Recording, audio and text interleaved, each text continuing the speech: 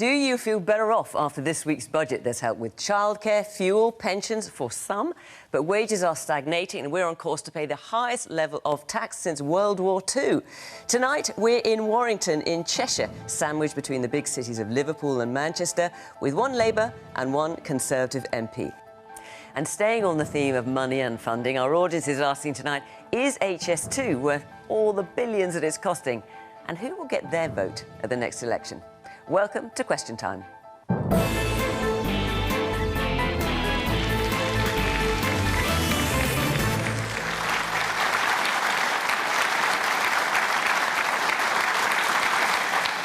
Panel from the Conservatives, Bim Afalami, the son of a consultant NHS doctor. After a career in the city, he became an MP in 2017. He worked for Liz Truss when she was Foreign Secretary and then resigned as Deputy Chair of the party last summer, live on TV, over the scandals engulfing Boris Johnson. Labour's Lucy Powell shadows the Department of Digital, Culture, Media and Sport. She's previously held shadow briefs in business and housing. Just this week, she caused a bit of a stir in the Commons when comparing government behaviour over the Gary Lineker saga to Putin's Russia. Last December, Stephen Flynn got himself promoted. He now heads the Scottish National Party's 44 MPs in the Commons. Like many senior party figures, he's backing Scottish Health Minister Humza Yousaf to be his new boss in a torrid three-way battle to be SNP leader and First Minister. Anne McElvoy is another panellist with a recent new job. Having been the executive editor at The Economist magazine, she's now executive editor and head of podcasting at the news organisation Politico Europe. She also writes for the London Evening Standard and stretches her brain further on Radio 4's Moral Maze. And John Allan is a businessman of vast experience. He was previously president of the Confederation of British Industry, which represents nearly 200,000 businesses. He's currently the chairman of Tesco and the house builders Barratt Developments.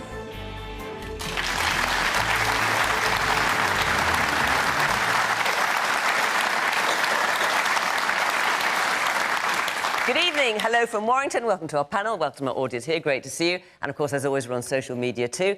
And we'll get our first question going in a minute. And just to remind you that not only are we on BBC One after late news, as always, but we're also at 8 o'clock on the iPlayer, in case that's too late for your bedtime. Right, let's get our first question from Mike Georgeson. Does the panel think yesterday's budget will help towards making Britain great again? Bim? I think it's a sensible budget from a sensible Chancellor.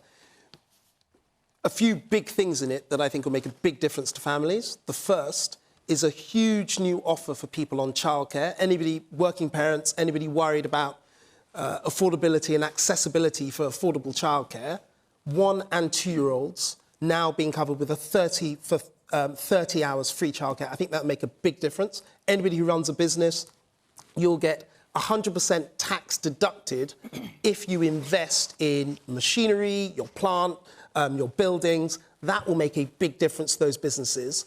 And many other measures as well. We're supporting people all across the country. More powers, more money for local regions like the West Midlands, like Greater Manchester, lots of other things as well. It's not the complete thing, and it's important that no one budget fixes all the government's problems. So what do you think it hasn't fixed?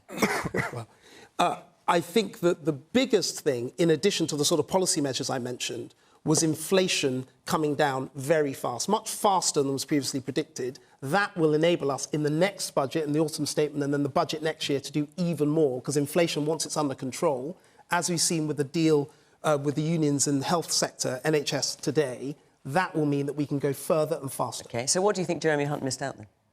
Well, I think that you can only deal with so many things. What I think we should do more of is I think we should try and get the tax burden down over time. It's very difficult at the moment to do that because of the difficult financial situation the country and indeed most Western countries are in. That's one thing that over the coming years and months we should definitely try and bring down for ordinary people.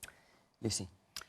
Well, I think Britain can be great again, and I think Britain has got lots of good things about it that mean that we are well placed to be great again. But I don't think this budget and many of the strategies that the government has been pursuing recently will help us get there. I think the budget yesterday was divorced from most people's reality. It was divorced from, I think, most of the audience's reality in terms of the cost of living. and prices going up, wages going down. We're now set to have the biggest fall in living standards ever recorded in these recent years.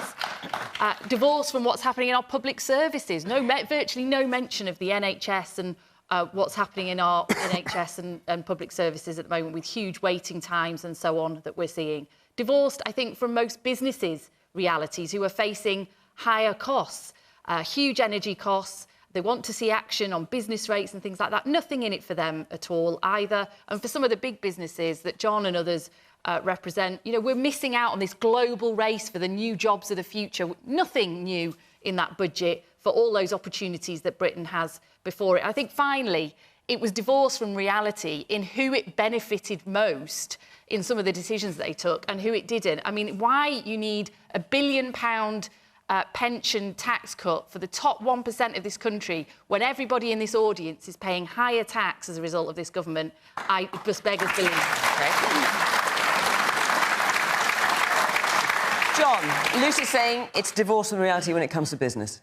Yeah, look, I think there were some good messages in the budget. I listened to it, and I think it started to talk about some of the things that do need to be addressed, but frankly, it was headlines rather than detail. And what this country needs, I think, is a really clear plan for recovery. As Lucy said, I'm an optimist. I think Britain can be great again, but it's not going to happen by accident. It's going to happen because government and business and local communities and our universities, which are a real national strength, work together to forge a plan and then carry it out.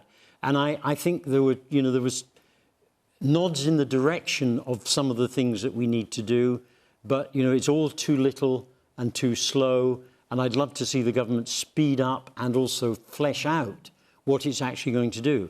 You know, my daughter has 2 small children.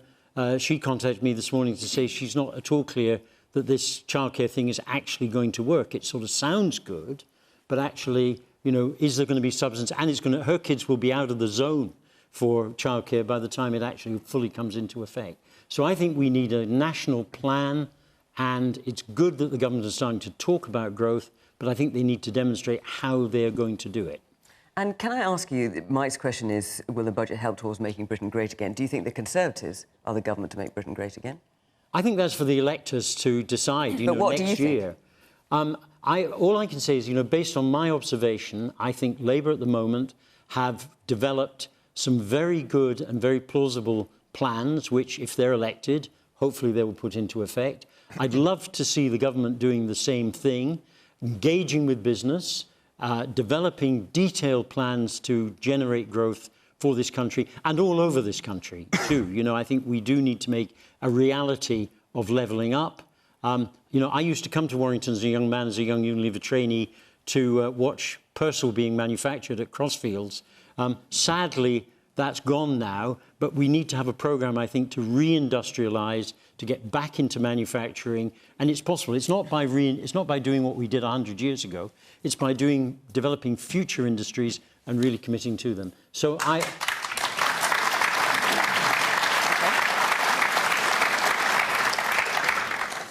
Lots of hands up. The lady there with the blue hair. Thank you.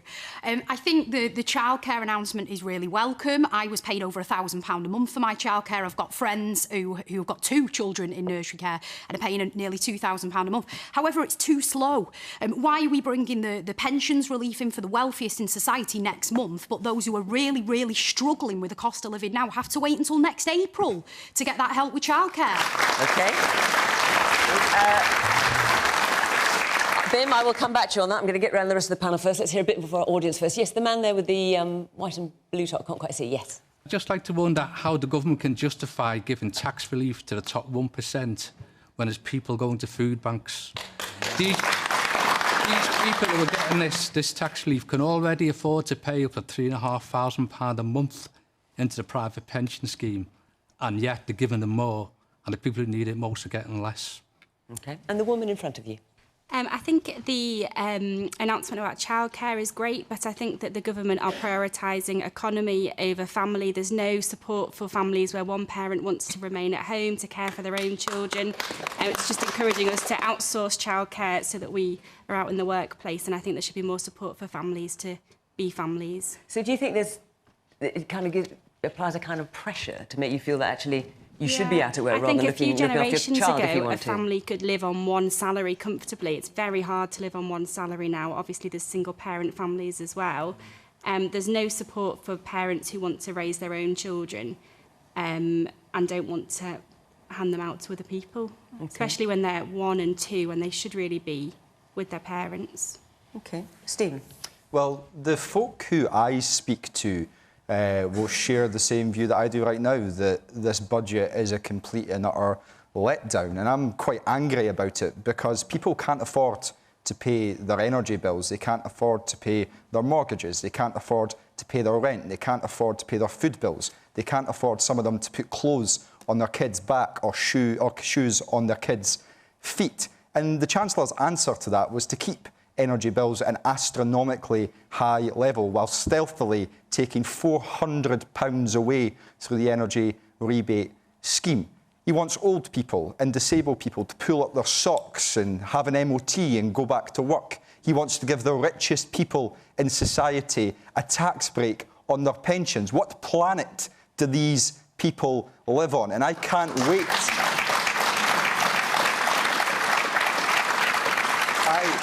I cannot wait to see them get stuffed at the next general election. But I tell you what, That'll only happen if people vote Labour in Scotland. Beware one thing, though, and I'll address that directly, because the last thing we need at this moment in time is for Keir Starmer to come to power with the views that he has now, because he is little more than David Cameron with a red tie. That is not good enough. He will not return us to prosperity. We need much better. And for people in Scotland, the answer to that is independence. Do you know, I was wondering how long it would be before you brought that up, Stephen. Can I just check, in terms of this pension pot, would you see any... I mean, also part of the reason the government's brought this in is because of doctors and consultants who are not working longer hours because they're caught up in the NHS pension scheme and have to contribute and therefore have to pay more tax. And it's not cost efficient for them to work.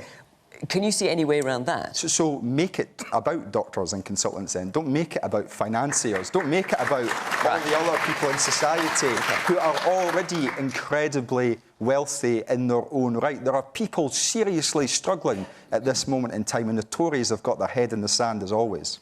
Anne? If I just return to the budget as a whole, I think the question was, will it make Britain great again? Let's remember where we were starting from. This was our low bar. I mean, we're quite good to get Britain sane again after what happened at the last budget and the events of last autumn. And we mustn't forget, you know, it was very difficult time for the economy. It was a very bad time, I think, generally for Britain in the world. And we've gone on a bit of a... I'm not only blaming Liz Truss, I think we've been on a bit of a wing and a prayer about what it takes to turn around the economy in the UK. And so for me, making Britain grow again, making Britain attractive again, would be what I was looking for. I felt overall, as a budget, I very much approved of the childcare push. I think, like a lot of people, I was very lucky to be able to have the earnings to go out to work and to be able to have help look after my children. I know so many women who've been... It is, I'm afraid, mainly women. It's not only women, but families, let's say, more generously, who find themselves very conflicted.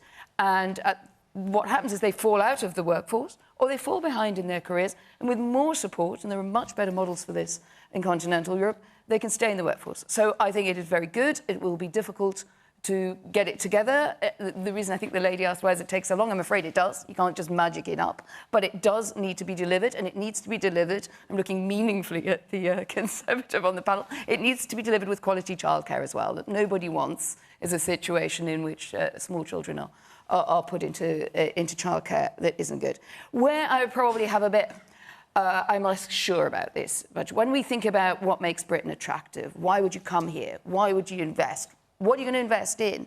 You know, Lucy Powell saying quite rightly, well, it's not very exciting. But you know, that is really a matter of the parties deciding that they want Britain to be attractive, and sometimes that means being competitive. And sometimes it means not only focusing on some redistribution or something that got your goat about whether a doctor can top up their pension pot. I don't think that's really focusing on what we need, which is to figure out where we fit now in the global economy, in Europe, in very, very difficult times, to sustain our investment and just keep going, not endlessly changing one thing, changing another, and getting too worked up about things which, however much they may irk people in the audience, I do think are at the margins of what matters in this budget. OK, I'm going to come back to you, Bim. Obviously, there's a lot of questions directed to you. I just want to hear a bit more from our audience first. The woman there in the black top. Hi. My question has to be, can the sector actually afford the new childcare bill? Basically, because I think, you know, are they looking at the bigger picture? Because obviously we're offering this childcare to all. It's not just low-income families. So these private organisations, private childcare nurseries, are going to have to, I presume, go under renovation, extensions to provide, you know, more facilities, obviously employ more people. So, you know, not only is there the cost to the day-to-day childcare, but there's going to be an initial amount that needs to be put into it. So my question has to be, you know, can the sector afford that? Okay. Have they thought about? And the woman in front, do you still want to make your point? Along similar lines, the CBI are predicting that it's going to cost more than double what's been set aside by the Chancellor, 9 billion almost, compared with 4 billion. How can we trust that that's a credible and realistic policy? Right, well, Bim, listen, let's come to you, because there's a lot of talk about the childcare policy. So the question from back there was, why are you introducing pension relief right now, whereas childcare's not going to come until 2024, 2025? And actually, will the nurseries be able to afford these expansions? Look, really, really good question. Just to take the point about whether nurseries can afford it, built into the budget is we're increasing the fee, the amount paid for every single child by 30% to nurseries. Not for 3 to 4-year-olds. That's about was it 4% or something? Yeah, for 1 or 2, it's increasing by... For 1 to 2-year-olds, increasing by 30%. Yes. For 4-year-olds, increasing from £5.29 to £5.50. That's nowhere near 30%. But at the moment, we're already providing the free childcare for 3 and 4-year-olds. So for the expansion, we're increasing it by 30%. So therefore, that is going to be significantly important so that the nurseries can employ more people and grow their premises where necessary. And look, when people say, and I heard the lady make the point, you know, why is this not happening now? I wish it was happening now. You know, everybody wants this to happen as quickly as possible. This childcare policy was really discussed and lobbied within the Conservative Party in government for many weeks and months. We just have to be honest with people about how long it takes to do the practical things that the lady here was talking about in terms of hiring more people, expanding premises. Being honest with people and being practical that it may take us 12 to 18 months to get that fully sorted, I think is a reasonable thing to do. And in relation to the pensions issue, which came up, and I didn't mention it at the beginning and I should have done, there are 2 things. The first is, it is really important when we've got a lot of people who are over 50 dropping out of the workforce. We've had one of the highest in the Western world of numbers of those people dropping out of the workforce, hundreds of thousands. We need to try and nudge them back in. NHS workers are one group, but they're not the only group. There are experienced people... How many of the ones who try and nudge back in are going to be in this kind of... I mean, they have to earn an awful lot of money to be able to benefit from this. But no, that's not true, because what we're doing is we're removing the cap on lifetime amounts that you can put... the amount of money you can put into your pension. What that means is that everybody... This is for everybody. So this is not just a thing that is only going to apply to the highest, the best paid. It's over £1 million. But it's a lifetime point. It's over a lifetime. I know, but as a culture, as a society, people can't afford their shops, let alone putting tens of thousands of pounds and bring up millions in a pension. As a society, why I think this is really important is that we've got to try and encourage all of us to invest more in our pensions over time, over our whole lifetimes. Removing that lifetime cap will increase, in particular the NHS, experienced doctors who are leaving and experienced people in other areas of the economy. But also, it will benefit all of us for a longer-term change. Okay, and I think that... And you know who I agree with? Lucy's colleague, Wes Streeting, who's the Shadow Health Secretary, who said, if we remove this cap, it will save lives. That makes sense to me. Why does it not make sense to you? Was he referring generally or just to No, the NHS? He wasn't referring generally. And look, my husband's an A&E consultant, actually here in Warrington, so I'm very, very well familiar of the issues for some doctors about this lifetime thing. And there is a solution that could be for just doctors that would be a hell of a lot cheaper than what you're talking about, this blanket ban, where, you know, that's why the wealth management sector called it a bonanza today. Because for these people, the average lifetime pot of a pension for most people in this country is £37,000, not £1 million or £2 million. And there's also an inheritance tax loophole in this. So most of the money that's being spent on this by the government, £1 billion a year, that's a lot of money, is not about the workforce issues for doctors, which could be solved a different way for a lot less money than this. This is about giving a big boon to the top, and not even 1%, 0.5%, who have got the luxury of being able to put a lot of money into it. Let's get around our audience a bit more, because there's lots of hands up. The woman there in the spotty top, yeah. Hi. I'd like to ask Stephen his point about the energy. Jeremy Hunt has U-turned now and has put a cap on the energy prices till June. Is this going to be sustainable for families? Families like me who have a disabled son, we need the energy to still be on for over the summer periods because they need warmth, especially children with cerebral palsy, etc. And there is no funding that's been put aside for disabled people or children with disabilities. Do we need a social energy tariff? OK, so I'll come back to that if I may. Just hear a few more people here. Yes, the man in the check shirt at the front. Yeah. I think one of the things we have to be thankful for from the budget is it didn't have the reaction of the last financial statement. And I would also say, as one of the over 50s... You're talking about the Truss government, obviously. Yes, yes. As one of the over 50s who's voluntarily left the workplace, I think the change in the pension cap would not entice me to go back. Wouldn't make any difference. So it may only apply to a certain level of doctors and some other professions, but I don't think it's going to attract majority back. So is there anything, just out of interest, the government could do to attract you back? No.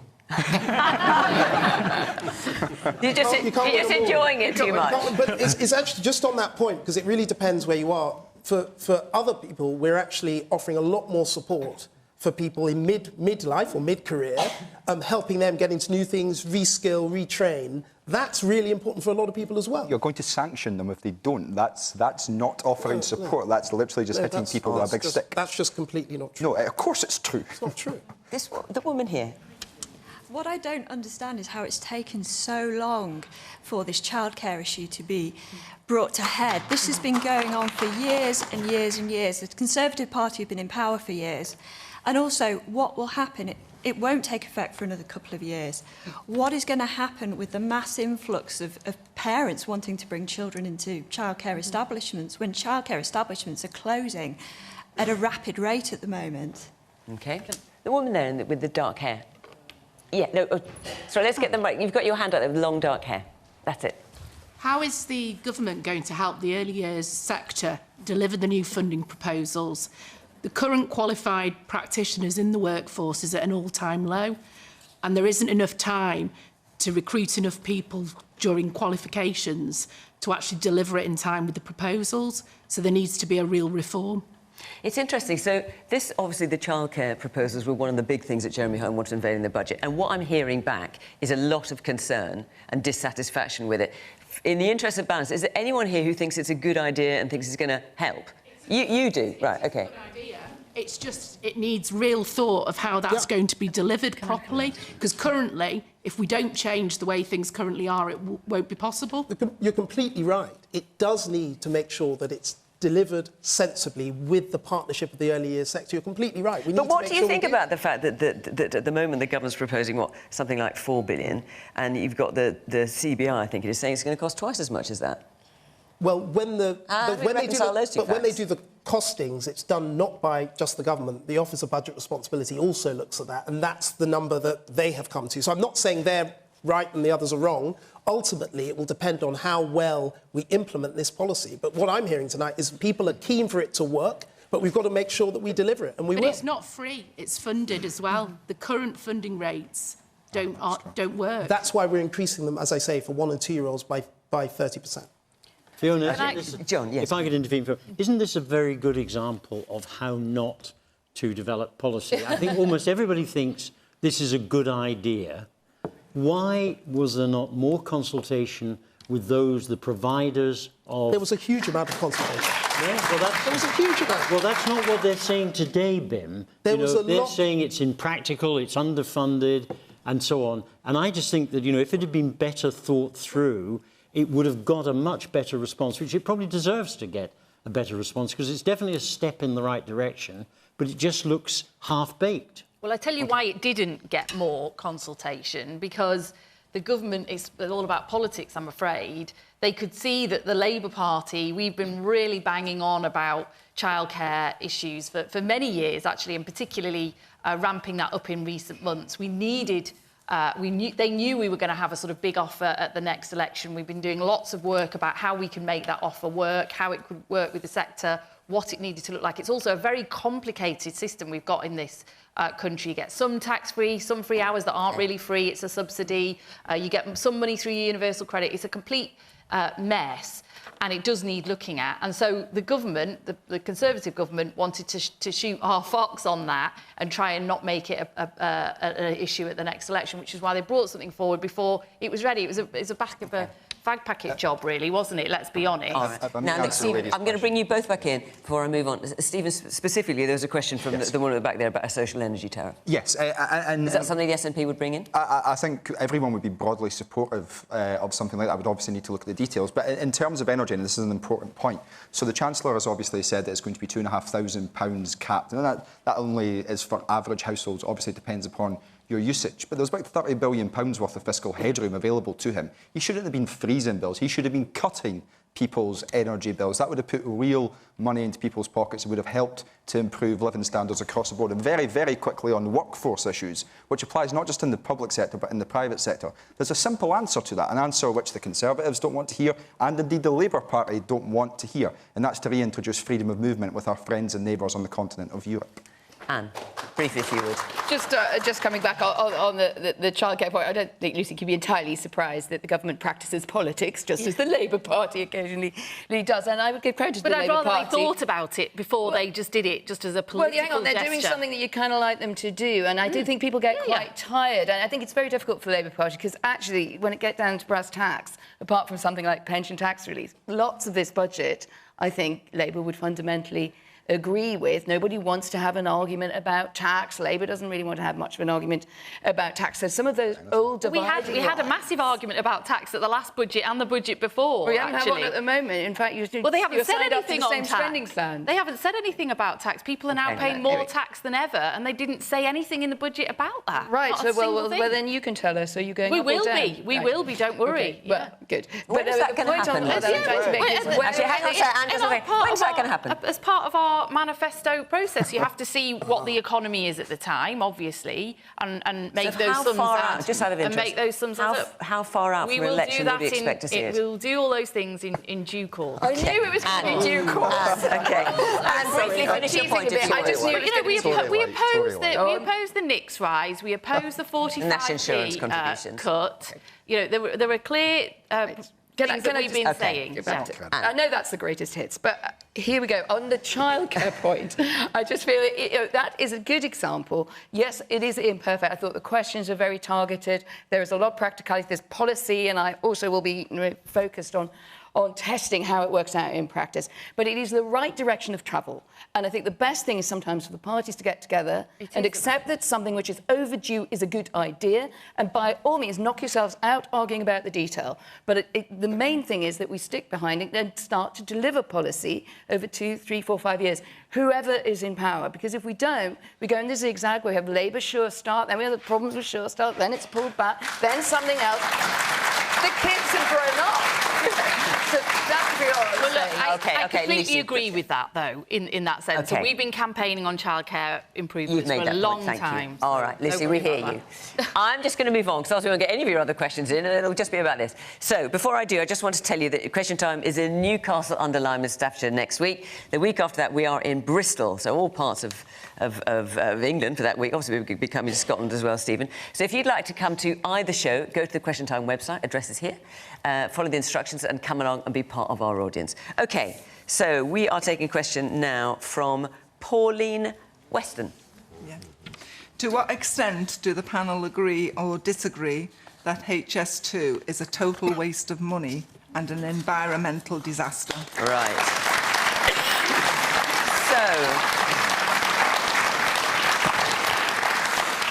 Judging from the way you phrased that question, Paul, I'd imagine you do think it's a total waste of environmental disaster. And as we know, a section of it is now being delayed for 2 years.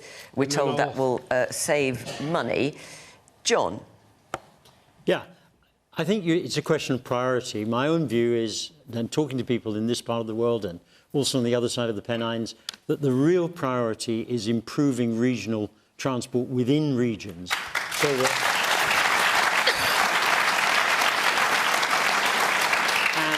and I think we've missed out. I think the North West, Yorkshire and so on have missed out on that big time. As far as HS2 is concerned, I think there is an argument for it, which is to do with capacity. But I'm not sure that actually being able to get from London to Manchester, and even less so from Manchester to London, 20 minutes quicker or whatever it is necessarily a great thing for mankind. So my personal view is probably that maybe we shouldn't have done this. Now that it's half built, I think there are some very difficult arguments about whether and how to complete it, which I think are probably going to end up on the laps of the next government rather than this government. I think this has been kicked down the road for a couple of years. Yes, and this 2-year delay, and we've been told that's because construction costs are rising and there's a 2-year delay, hopefully that will save costs. Will it save costs, do you think? I would love to understand why, if construction costs are rising, they're actually going to start falling again after 2 years. I suspect this is about postponing expenditure now, and I was debating earlier with one of the other members of the panel whether this, this being delayed means, in effect, it may never be restarted or not. And we'll find out in due course, I guess. But I think we really should be getting focused on getting transport right for the people who live in this part of the world and other parts of the world, and that this intra-regional, as well as inter-regional connectivity is really important. And I wish more money was going into that, and I'd like to encourage the government or the next government, whichever it is, to give that a major priority. OK. So, Finn, I should say, incidentally, you very kindly stood in at the last minute because we had a government minister coming on this evening and for entirely legitimate personal reasons couldn't come. So, Ben, we're grateful to you. So, in terms of what John's saying there, this 2-year delay, how on earth does it save money? Or is it just kicking it into the long grass? Well, there are two things. The first is I think we shouldn't have to make a choice between HS2 and better rail connections within the northern parts of the country. Right? But every time I come to this part of the country, people in the audience say that's exactly what is happening. Is that fair? Right. So that's why I said we shouldn't have to make a choice between... We need to do both. In relation to the HS2 scheme itself... When you say we need to do both, that isn't what's actually happening, though. So as we come to the HS2 scheme itself, it's clear that this is not a well-conceived scheme. Any scheme that lasts as long as it has, with the costs going up as they have, is not a scheme that is fit for purpose. A 2-year delay can help potentially improve that, but it will really depend on the detail of exactly what we're doing in those 2 years to make sure that we get the cost down and make it the scheme that really works. So how will it get cost down?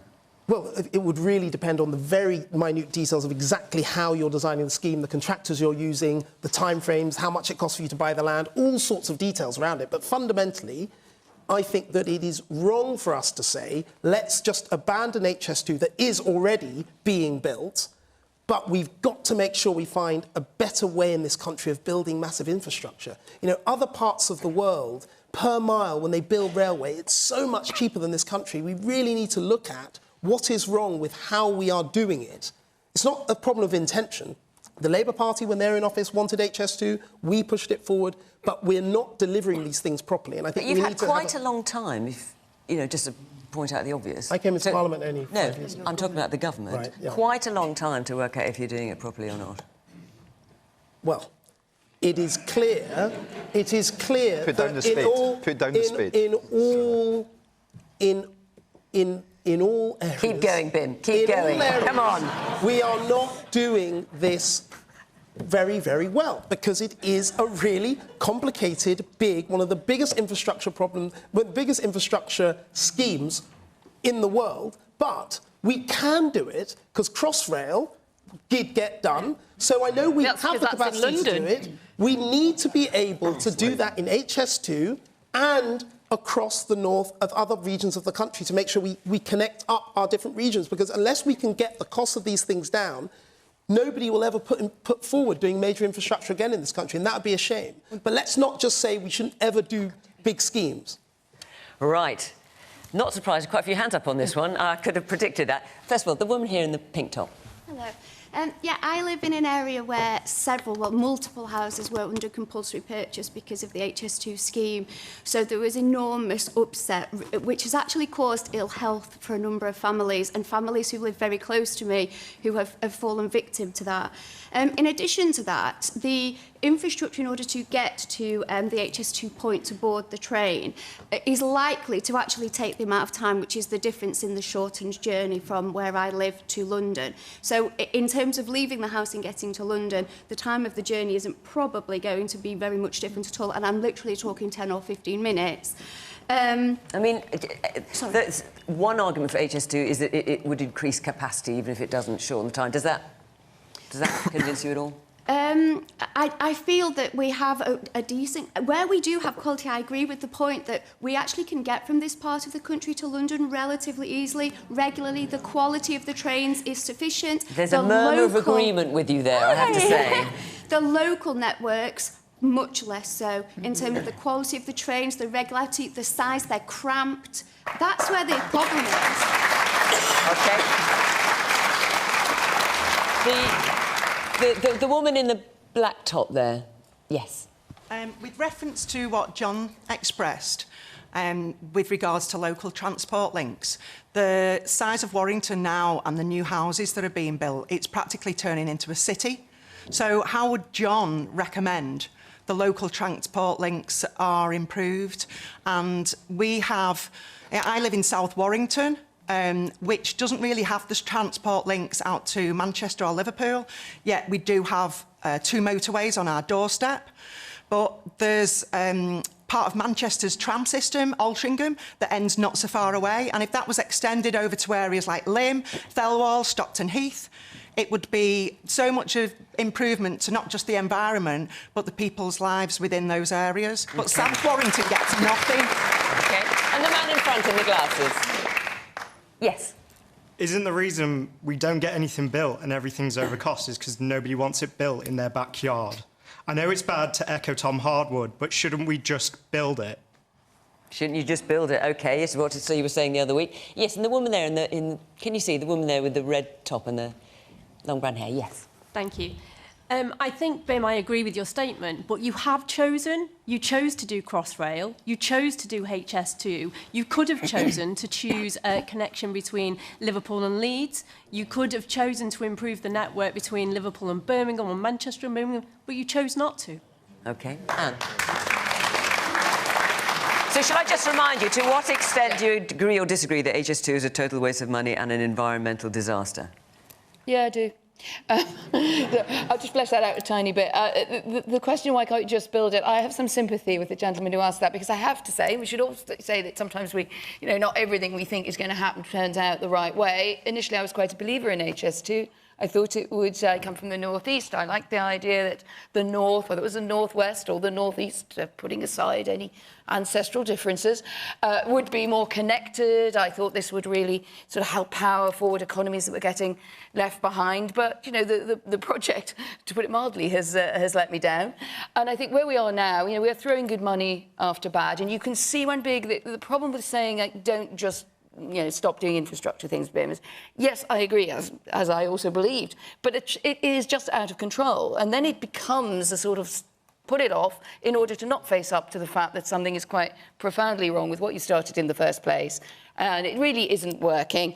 The other thing I would say, our lives have changed a lot in that time. We now work a lot more happily remotely. We've also been through, we had to because of the pandemic, but that is going to hang around. So I suppose in my mind, I had everyone working on their laptops on these trains whizzing up and down the country. A lot of people don't want to work like that. They want to work more locally. They want to work and be able to travel. And I completely agree with the lady here in the pink jacket, when she said, our problem is getting around locally and in the regions. It's often less what we thought it was, which is let's join these dots between the big cities. And final point, the Trans-Pennine experience. I mean, now, if I were to get from County Durham on the railways, it was Homer's Odyssey, isn't it? I mean, this is really where the North and the levelling up agenda needs to focus now. More regional devolution about these decisions, and I'm afraid HS2 is an expensive elephant, and, well, I don't want to say anything bad about elephants, but it's gone. Stephen. I think, firstly, when it comes to trains, we could probably do with the government getting around the table with the RMT and actually striking a deal in the first instance so that the trains that are pre-existing actually run on time. I think that would be a benefit to most folk. But when it comes to high-speed rail, I mean, correct me if I'm wrong, but I think Japan was building high-speed rail before I was even born, and yet we can't even complete one single project on time. And from a Scottish perspective, this comes nowhere near Scotland. Where's the benefit for the rest of the UK from this project? There is none, particularly for my part of the world when we are completely detached from HS2. So I think the government really needs to consider what their priorities are in relation to this and whether they want to continue throwing billions after billions towards this project. So, Lucy, obviously you're hoping to get in power. Yep. Possibly pretty soon. Yep. Would you continue with HS2? Yes, and let me explain why. So first of all, I mean, at the beginning of this, I think you asked the audience, would you rather choose between HS2 and more regional infrastructure? And I think the rest of the audience said, well, let's choose more regional infrastructure. This government is not presenting that choice. At the moment, we've got a choice between the infrastructure that's underway or nothing. And what they've chosen is nothing. So yet again, the North is getting no extra rail investment. That's what's actually happening here. We have got absolutely shocking rail infrastructure in the North. We all know that. They're all the trains being cancelled, whether it's strike days or not. The rolling stock is dreadful. The connections are awful.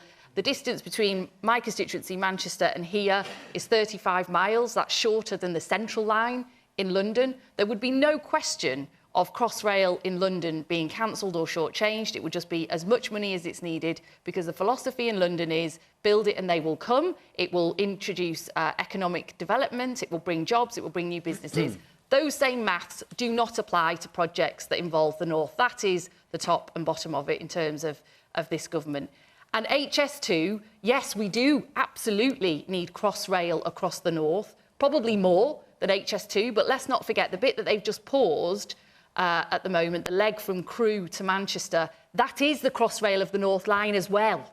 So if you don't have HS2, you don't have Crossrail of the North there either. And the government's own paper around delaying this for 2 years said it was actually going to cost more money to delay it and cost jobs to delay it. And I know, as a Manchester MP, that these constant delays are costing investment opportunities as well, because I speak to businesses who say that their biggest barrier to investing in Manchester and other places is because they cannot be sure about these big infrastructures, whether they're actually going to happen or not, when their businesses would rely on it. So we are constantly being shortchanged, and it is actually ridiculous that this government is now a government that professes to believe in levelling up, is yet again cancelling yet another rail investment project in the North, because it's only the North bit that's being cancelled. John. I wondered if I could respond briefly to the lady in the back who raised this issue. I'd like to say something positive about the budget. This may actually be a shock to the system. But one thing that was in the budget was, I believe, a commitment to greater devolution for transport management and transport planning. I live in London, and frankly, in London, we are luxuriously treated in terms of local transport. I mean, I only moved into London 8 years ago. I wasn't aware how good it was, how easy it is to move around. I think if this responsibility is given back to combined authorities or whoever, and they're given the funding to be able to do something about it, because giving them power without any finance will get us nowhere, I think there's a real chance that proper plans for local transport, which are not just about rail and trams and buses and other ways of connecting people, you'll have a chance of making that happen. So I think that was one of the little hidden gems within the budget earlier in the week. Now, I think the challenge for all of us is to make sure the government lives up to that. OK. Let's take another question. From Lee Jump. Is it possible for the Conservatives to turn around current polling and win the next general election? Right, so the obvious people are to come to Lucy and Bim. But, Steve, I'm going to come to you first. Well, In Scotland, it probably won't surprise many people to learn that the Tories haven't won an election in Scotland since 1955. And I think it's safe ground for me to say that they will not win the next election in Scotland, or the one after that, or the one, indeed, after that. So what we need... But what about the next general election? So the next general election, I think everyone's relatively assured of the fact that Keir Starmer is more likely to become Prime Minister than Rishi Sunak is. However, in Scotland, the argument is very, very different. The SNP is obviously ahead in the polls, and comfortably so, and we hope to continue to be. So that means that we have an important job to do to keep the Labour Party honest. And I referred to this earlier because the way I see Keir Starmer, he's a pale imitation of Rishi Sunak at the moment. When you look at the customs union, when you look at the single market, when you look at Brexit, when you look at the decision in relation to Scotland's constitutional future, he is literally David Cameron with a red tie. It is not sustainable for the Labour Party to continue with the policies that they have. And I have absolutely no doubt that when we go to the polls in Scotland at that general election, the Labour Party will lose. OK. I hate to be boring about this, but the question was about the general election. So I mean, at the moment, Labour are ahead in the polls.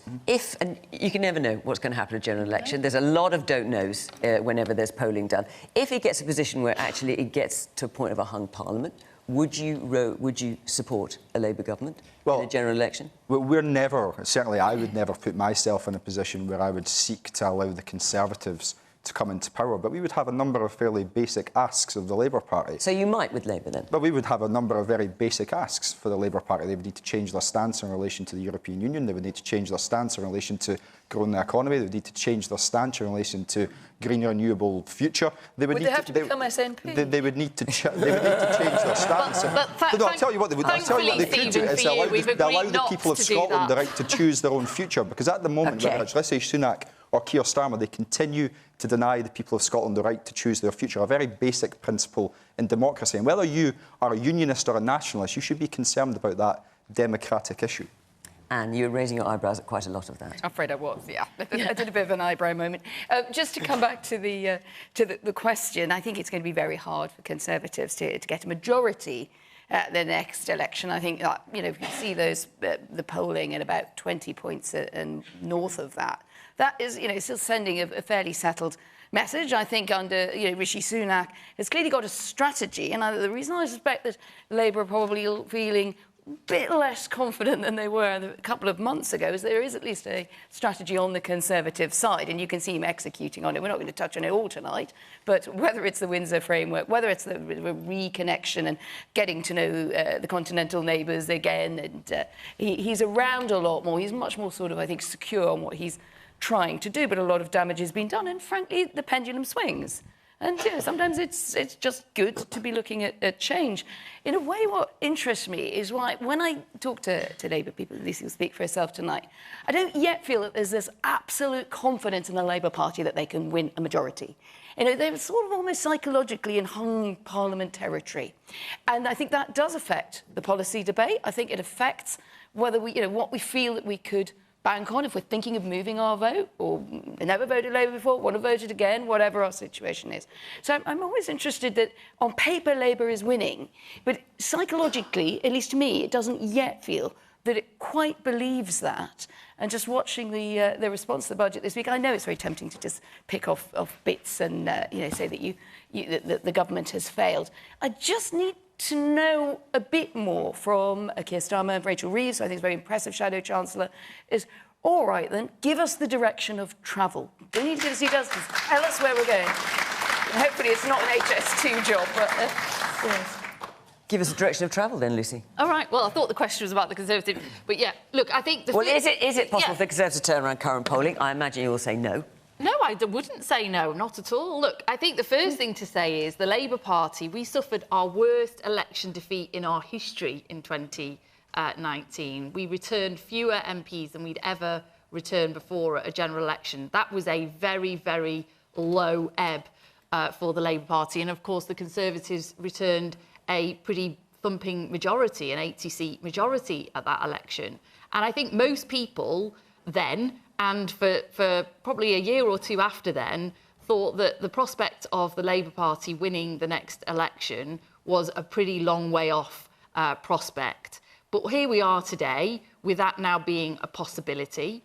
It's a possibility that we shoulder with heavy responsibility, that we've even got to this position. But absolutely, by no means do we take that for granted. Politics moves very, very quickly these days, and it was only sort of 18 months or so ago that it was on the front page of all the newspapers about how everyone was looking forward, or Boris was looking forward to his second and third term as Prime Minister. And 18 months on, we're in a very different political situation. And what about Anne's point about the direction of travel? So I think we've done what we needed to do to kind of get our party to this position now in quite a short space of time. And, as John and others have said, Labour is now producing the plans that others are copying. In fact, so much so, the Conservatives are now copying a lot of our plans in their budget and so on this week. But we know that the next stage of that is we've really got to convince you not only that you can trust us with your vote, that we won't crash the economy like the Tories have done in recent months, but we'll be sound money and we'll look after the economy. But more importantly, we will transform this country for the better. We have got a great future as a country. We can steal those big jobs of the future, those new green jobs, the digital jobs. We're going through a massive transition in our economy, but in places like Warrington around the country. And that's the job we've got to do, to convince you that we've got those big, ambitious plans to change the country for the better, and that everyone can fairly share in that. And we can restore our public services to their former glory last time we were in office. Let's hear a little bit from our audience. Yes, there's a hand up right at the back, man in the green jumper. So I've watched the last 3 Conservative leaders finish their victory speeches with words along the effect of, right, it's time to get on with it. And then they close the book and then they walk back into number 10. 12 to 18 months to roll out something that happened in the budget, which you've identified as an issue, is too long. Also, as well, we've spoken about high-speed railway too. Billions and billions of pounds are being spent on the development stages alone. So when it comes to the stage where you've actually got to fund it, that's just going to increase costs as well. Now, the sunk cost fallacy believes that the more money you put into something, and when it doesn't actually come to fruition, you might as well just cancel plans. So why don't we spend the 60, 70 billion on high speed 2 in the infrastructure of the budget instead? OK. Ramp up things quicker. OK. The woman here in the white T-shirt. Hi. I just think that people forget sometimes that we've been through economic turmoil, and I think that Rishi Sunak, genuinely, he's got a strategy, and the Labour Party and other parties are underestimating how much it's actually taking to get out. I understand that Liz Truss, she highlighted the economic issue, but now inflation's going down to 2.9%. I do think there is being some positive change that's being underestimated. OK. And the one back there in the green top and the glasses. The last 3 years have shown us what Britain has been like, but the governments haven't seen that. The people of this country have done what we wanted for us to do. Why can't you do for us now and get this country back on track? And you're speaking, sorry, to the Conservatives or to Labour? To both governments. Both. OK, all right. John? Yeah. I mean, the election is inherently unpredictable because who knows how we'll all feel in 18 months' time or whatever. I think also, the Conservatives have the advantage now of having a decent person at the helm of the party, which is a good change for the better, and a decent person as Chancellor. So I think their team is a much stronger team than it was. That having been said, there is a vast amount, and I've had access to some of it because I've asked for it, frankly, and I'm sure anyone else could get the same, of policy development preparation that's been done by Labour. So I think they are ready to move very rapidly if they are elected on a lot of the issues we've talked about here. I hope the Conservatives will get themselves to a similar level of preparation by the time we get to the general election so that there is a fair choice. Now, I think what we need to do... But it sounds like your choice would be Labour. At the moment. At the moment. Now, what I think we need to do, though, is to actually get into grown-up politics in the UK, and this is where I take issue with Stephen. I think describing Keir Starmer as David Cameron in a red tie or whatever, frankly, trivialises politics. It doesn't. And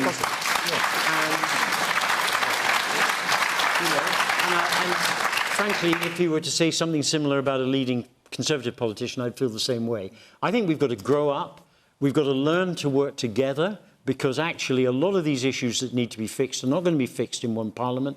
They're going to take 5 or 10 or 15 or 20 years. And I would love to see the major parties coming together, hammering out what do we need to do, for example, to fix childcare, to get to some consent. What do we need to do to fix the NHS? I mean, at the moment, you know, we have massive problems. One of my other jobs, I chair the Council of Imperial College in London, which has got a huge medical school. We have agreed to start a medical school in Carlisle because there's a huge shortage of doctors and nurses in Cumbria. What we've been told by the Department of Health is if we educate 30 students a year in Cumbria, we're going to have to educate 30 fewer students in London, which is crazy. Ridiculous. We need more doctors, more nurses, and yet the Department of Health, you know, is actually holding the line on that and saying you can't increase the numbers. They don't mind if we take in more foreign students, that's fine, but we can't take in more British students. And that is absolutely insane, given where we are. On John's last point, I agree with him. I think that is crazy. So why didn't they lift it? Why is that happening then? I don't know. And when I finish this, I'm sure I'll try and find out. Because there's a cap. But hold on, let me just answer the question. Look, so can we do it? It's possible, but it will be very hard. But so it'll be very hard for the Conservatives to win the next general election. Of course, it'll be difficult. And because, frankly, the turmoil over the last... Do you think it's even possible? Well, it's possible. Yes, of course it is. If we do the right things. We've heard tonight about issues, for example, about childcare, on people's frustration that, you know, we've got to deliver on it. And that's the sort of policy we're going to have to deliver on and get that right so that people can see at the next election they can trust us. On the economy, the lady at the front was talking about how we've been through a lot of economic turmoil. You know, Rishi Sunak is a decent, competent person who understands economic issues well. He's the right person at the helm for this country at the moment. And over the coming months, and over the next 12, 18 months, however long it is, yes, if he shows people that we can build a Britain fit for the 2030s and outlines a vision for our economy that is coherent, that people understand, that builds the great jobs and opportunities that we need in all parts of the country, then yes, that's a key part of it. You mentioned the NHS, John. It's absolutely critical that we get the NHS back to a position where people have more trust in it than they've had. I think that the COVID has had a huge impact on the NHS, the people who work in it, the backlogs are there. We have to get those down. Again, if we don't deliver on that, then no, we won't be re-elected. And the last thing I'd just say, and it hasn't really come up, but I do a lot of work on younger people and their opportunities looking in society and the economy. I think we've got to focus a lot more of our policy effort as a party on the opportunities for the next generation, so that they can see that there's a future for them too. And, you know, if we can do those things, then we have a chance of being re-elected. We've only got about 30 seconds left, Steve, but I know you want to come back. I don't think it's an unfair comparison, and we'll take one example. It's absolutely ridiculous comparison. So the government's policy just the other day was to stop the boats. Labour's policy the next day, stop small boats. Almost the exact same policy. Stephen. When you look at the single market, it's the same. When you look at the customs union, it's the same. When you look at freedom of movement, the Labour Party and the Conservative Party, their policies are the exact same. No, and we shouldn't be afraid to call it out for what it is. No, they aren't. And you're just being ridiculous. Should we call David Cameron and find out what he thinks? I suspect David Cameron will disagree. I think so too. OK. Yeah, let's just keep things calm. Anyway, we have got to the end of the programme. I'm sorry, I know more of you got your hands up. We've run out of time to come round to you. Thank you very much to the panel, to all of you for coming along here this evening in Warrington. It was great to see you. And thank you to you at home for watching. Remember that next week we are in Newcastle-under-Lyme if you want to come and watch the programme. We're live on iPlayer at 8 o'clock every week, or, of course, always on BBC One after 10 o'clock news. From all of us here in Warrington, thank you very much for watching. Bye-bye.